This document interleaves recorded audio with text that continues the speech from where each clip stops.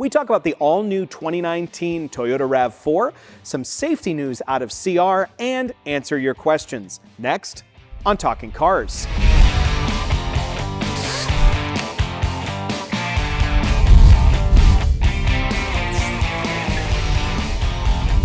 Hey, we're back. I'm Keith Barry. I'm Gabe Shenhar. And I'm Jake Fisher. And today, we've got a lot to get through, new cars, your questions. But first, we're going to take a little victory lap around our test track here at the Auto Test Center. And we're actually going to make news here today. Jake, do you want to do the honors?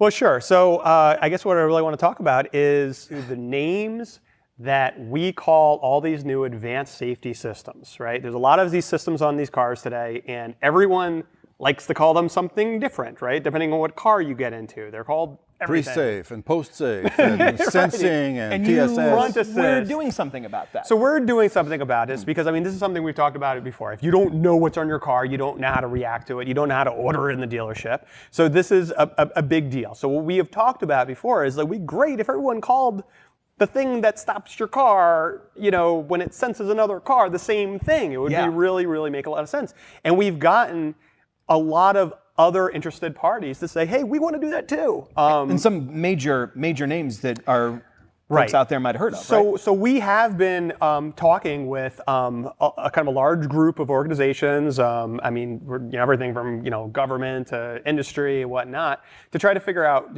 how to go about this, because it's not really that easy. So so you may have heard of some of these terms before. Automatic emergency braking. I've heard of that one. Forward collision warning, adaptive cruise control, blind spot warning, lane departure warning, lane keep assist. Depending on what car you get into, these are called different things. And actually, up until now, a lot of organizations, even safety organizations, have called these different things. And this is something that we did. Well, right. So we organized this, and we organized this push. So going forward, AAA, the Insurance Institute of Highway Safety, IIHS, JD Power, mycardoswhat.org, National Safety Council, the NTSB, the National Transportation Safety Board. These are just some of the organizations that will now adopt these same terms. This is just kind of, I mean, I don't want to take the big victory lap because this is the beginning. Okay. Because what we really need to do is we need to get a lot of the automakers starting to use the same terms. Hopefully, I've been in talks with many of the automakers. Some of them are closer than others. But the point is that if you're going to see these terms on the internet, you're going to see them from all these different areas. It only makes sense because the people who are buying cars want these systems. So if they don't know what package has it or what Super Safety Sense is. Yeah, we've definitely increased the awareness among the public regarding these kind of systems, but it's very important to be very precise here. I mean, if you call lane keep assist, lane change assist or something like that, that's very confusing if you mean that that's actually a blind spot warning system, like one manufacturer at least calls it. So it creates a lot of confusion, not only among customers, but also dealerships themselves. Dealers don't know the difference. Well, Toyota, it's all one clump of of terms that nobody can decipher. Toyota has that, there's Safety Sense Plus? Yes. And that is, when you go to buy a car, it sounds like, oh, I'm getting all of the safety features. Exactly, and that point was driven home to me when I rented a Toyota Corolla in Austin, Texas a few months ago, and I was happy, it's got all the safety things, but when I had to switch 3 lanes over and I thought I had blind spot warning and lo and behold, there was a Ford F-250 next to me that I hadn't realized. You need the F-250 assist is what you need. But so and just to be clear about what we're talking about is here, we're talking about kind of generic names, the ingredients, what goes into Safety Sense Plus or whatever it is. We're not saying you can't call it Safety Sense. We're just saying when you go and you order Safety Sense, it'll be clear, okay, it comes with lane departure warning, whatever it is. We have to have those consistent names so people actually know what they're getting into. Now, on a sort of a related note, one of these systems is blind spot warning, and we also made a change to our ratings this week, right? About how we're going to look at blind spot warning going forward, and that's the right name, right? Blind spot warning. Well done. I'm not calling well done, my friends. Lane Master Flash. No. Okay. Yes. When we look at the overall score of each vehicle, we do take into account standard safety features such as forward collision warning and automatic emergency braking. Nailed it. Got those. But no, we haven't up until basically last week, we haven't taken into account blind spot warning. And the reason we've made that change was a couple of reasons. First of all, we do nationwide surveys and we ask people their experiences with these systems. And absolutely, blind spot warning, people love it. But also when we ask what systems helped you avoid a crash, this is what they say. They say this system really helps them avoid crashes. And that's backed up with IHS data, right? I have some data here. It shows that it's that having a blind spot detection system. See, there's a name there.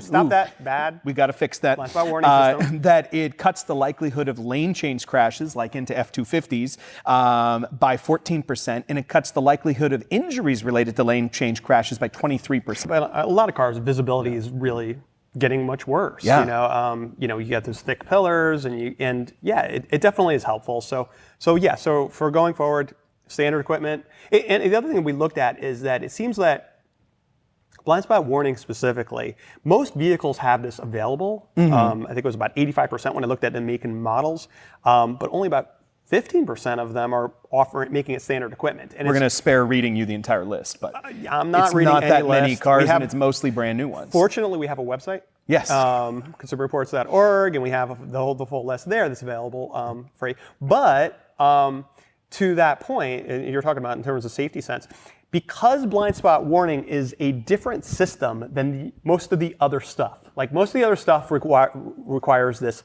camera looking forward, right? And it deals with like forward collision warning, automatic emergency braking, even lane departure warning. That's a camera looking forward.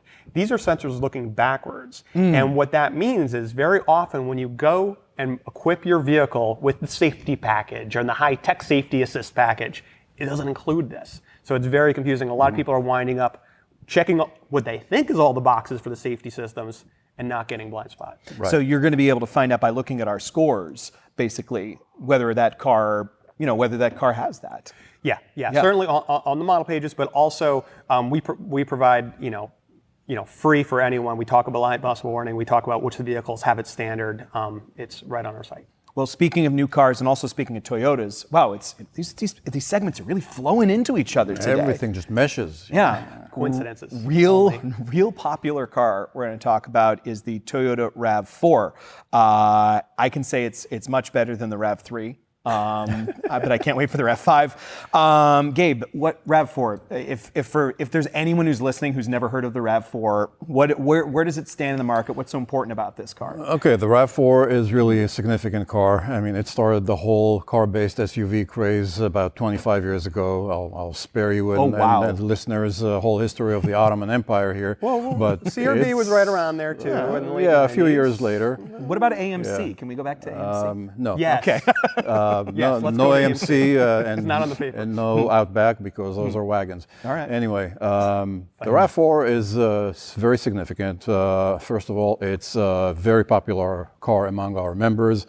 It's also one of the highest selling cars in the country. It beat the Toyota Camry for best-selling passenger car right after all three classic pickup trucks that are perennial bestsellers. I mean, it sold over 400,000 units in 2017, beating the Camry, which held the record before that. I mean, there's some car makers, there's some entire brands that don't sell that many cars in the U.S. Yeah, absolutely. Lots of them. Yeah. So it's very popular, and now with this generation, Toyota is really trying to imbue the RAV4 with more adventurism, with more outdoorsy kind of feeling, and they're literally calling one of the trims Adventure. Exactly. Yeah. And I mean, you look at the thing, and it kind of reminds you the whole silhouette and some of the styling details, such as the wheel arcs. It looks like a Jeep Cherokee, and add the grille from the Toyota Tacoma, and it looks really muscular. Yeah, it's rugged. Yeah. And one thing I noticed though is that, there are lots of different flavors of RAV4. And, when we were at the New York Auto Show when it debuted, they had like 4 of them there and they looked like different cars. And we're organizing a photo shoot for the ones that we have and that we're driving. And we're not going to do just a shoot of just one. We're going to do a shoot of 2 because they look so different. And that's kind of on purpose, right? Yeah, just to clarify, we have 2 that we rented from Toyota, which are early cars. The car doesn't go on sale until December, and we'll, in due course, we'll buy our own RAV4s. And that's going to be hybrid and probably an adventure? No. The XLE. Okay. The Adventure will account for maybe 5 or 10% of the mix. But it looks so cool. That's part of the point, though, right? So you can have a car that's the same as everyone else's, but different?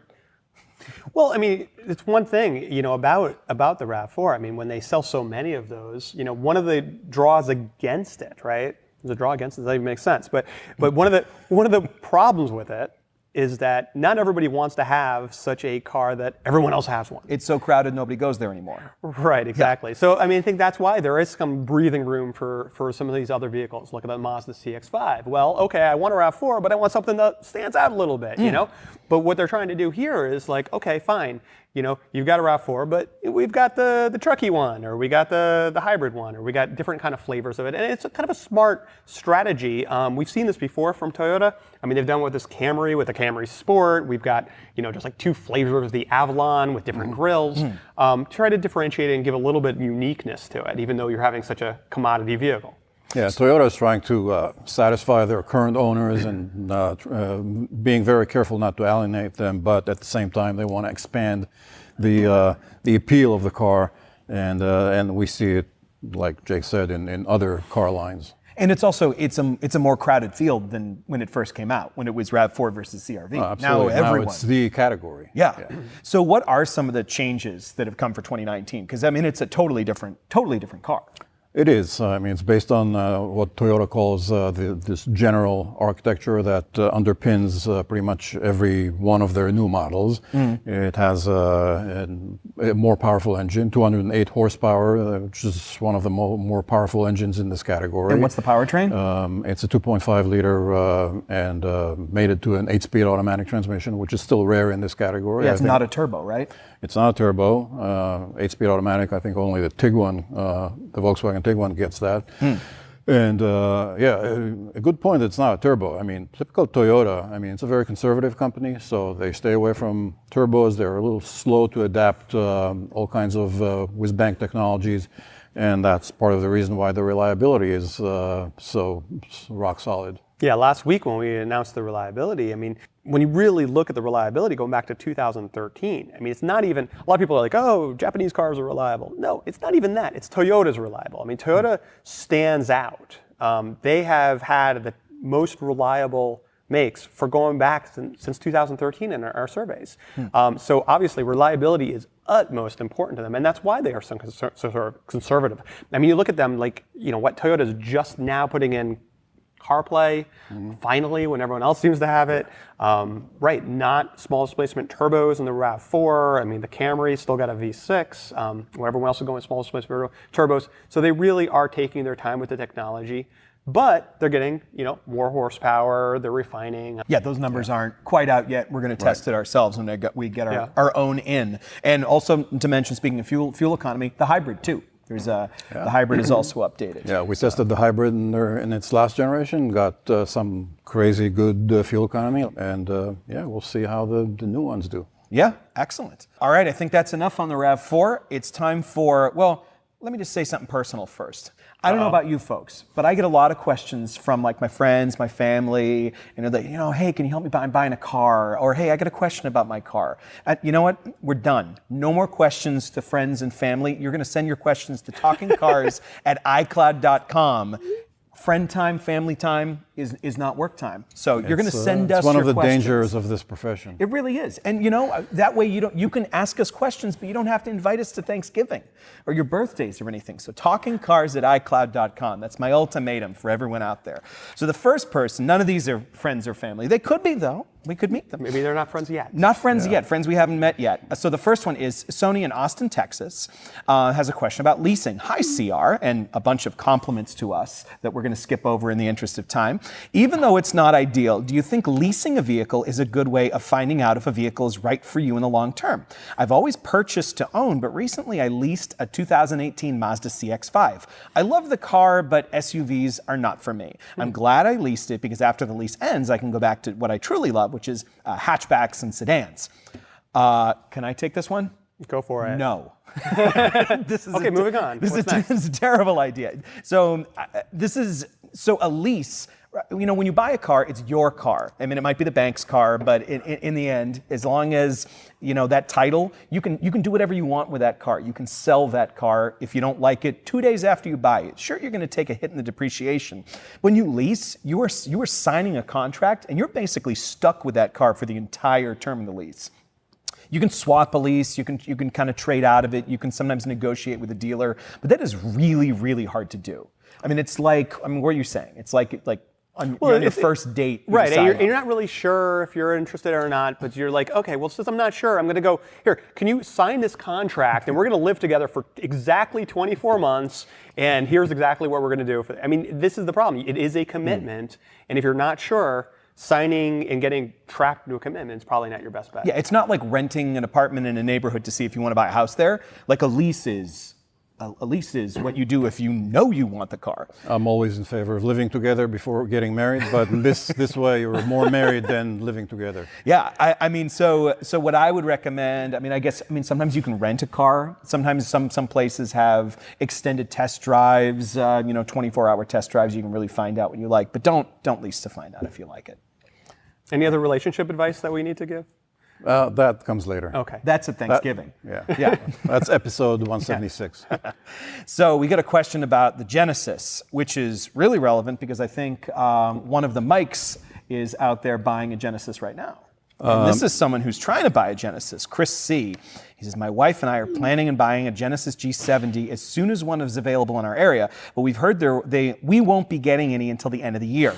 Genesis advertisements indicated a summer release, but local dealers won't even take our money for an order. What's driving this slow rollout of the G70, and should we be worried about quality issues on delayed first units? So 2 questions there. What is driving the slow rollout? Why don't we have our G70 yet? So yeah, it was supposed to be out in June, then it got pushed to August, and now we're at the end of October, and still no Genesis in our hands. What's happening is that the Hyundai keeps changing its mind about creating a separate Genesis franchise versus allowing regular Hyundai dealers to sell Genesis models. And so it's a slow process, and some dealers are in the midst of applying for a Genesis franchise. And so here in Connecticut, there are no G70s to be had, so we had to go to next door state and pick one up there. That's where Mike is right now, picking it up. And as far as reliability is concerned, so I mean, it sounds like it's not delayed because there's something wrong with the car. No, it doesn't seem that way. And actually, what's interesting about this vehicle, so we've seen years of data showing that Kias generally are more reliable than Hyundais. So Hyundai, Kia, for those who don't know, similar corporate parent. Hyundai, Kia, Genesis now is the way to think about it. And the reason we've seen that is because generally, first Hyundai gets the model, and then Kia gets it afterwards. Hyundai gets like the newest stuff. And then when we work out the bugs, now Kia's got a little bit better reliability. And every car, when they first come out, they've got a certain amount of bugs, and they certainly get better with age. This vehicle in particular is almost the first time we've seen the opposite of this. So this platform is actually very similar to the Kia Stinger, which we've already tested. Kia got it first, and now Genesis will be employing that same platform. So if you look at it that way, chances are the reliability will probably be better because they've got it's not all brand new. So Chris, basically keep an eye out. It's coming soon, and the delays don't seem to be related to reliability. And in the meantime, make sure you check out our first drive on our site. Another reliability question. This is a quick one from Jerry. My lease is ending in my 2016 Subaru Outback. I'm changing jobs and will be driving to work. I'm looking at the 2019 Mazda CX-9, 2019 Kia Sorento, and 2019 Hyundai Santa Fe. I hear good things about the CX-9, but the reliability in CR survey isn't so great. Help! Do you have any other suggestions? We got some good news for you. Reliability? It's good now, right? Well, so this is exactly like we talked about everything. You know, all the vehicles when they come out, sometimes there's bugs to be worked out. And the CX-9, in the first year of this redesign, we saw some problems with it. It appears that they've ironed out those kinks. So right now, we are recommending the vehicle. The reliability looks good. Go for it. Cool. All right. That was quick. Next question is about plugins, and it's from Dan M. I'm looking to buy a plug-in hybrid EV. I drive about 20 miles a day and occasionally take a 150-mile round trip. I'm looking at used cars like the 2015 or newer Ford C-Max Energy, the 2016 or newer Chevy Volt, Hyundai Ioniq, or the Kia Niro. And those are newer cars. My budget is around $20,000 and I'll be keeping the car for 5 years. Should I open my wallet for the newer Volt, Ioniq, or Niro, or go with the older C-Max? What would you recommend? I would go with the C-Max actually, because that car is, it works very well as a plug-in hybrid. It'll give you 20 miles of electric drive with even during hard acceleration, modestly hard acceleration, during traffic merges, climbing hills and whatnot. And the car is very solid, substantial, and enjoyable to drive. It's really versatile too. And the only thing is, check out the reliability because it tends to be spotty. Some years are better than others. Yeah. What do you think? Agreed. I got the C-Max too. I mean, it's a great driving vehicle. I think the only reason it hasn't sold more is just kind of the looks of it. But really, when you come down to if you wanted to live with it and drive it, and it's roomy, it's fun to drive, it's a nice choice. Yeah, it kind of looks like a European delivery van. I think that's really what it is. Yeah, exactly. Yeah. That's why it looks like that. Yeah. I have a totally different idea for him. And I did the math and I found that that's how much you're driving you can lease. And on plug-in hybrids, lease deals can be really, really, really good. Sometimes those tax benefits, if they're there, they get factored in. So I would look into leasing. I mean, you're not going to keep it for 5 years, but you're going to keep it for 3. You might be able to get an incredible deal with a low down payment and low monthly payments on the new Ioniq or the Niro. So check out that as well. You know, total that out and see how much that would cost and if it fits your budget. And then it'll be under warranty the whole time. Cool. So if you have any questions about really anything, reliability, new cars, etc., relationships, TalkingCars@iCloud.com. You don't have to invite us to Thanksgiving, but we'll be glad to answer your questions. Thanks for watching. We'll see you soon.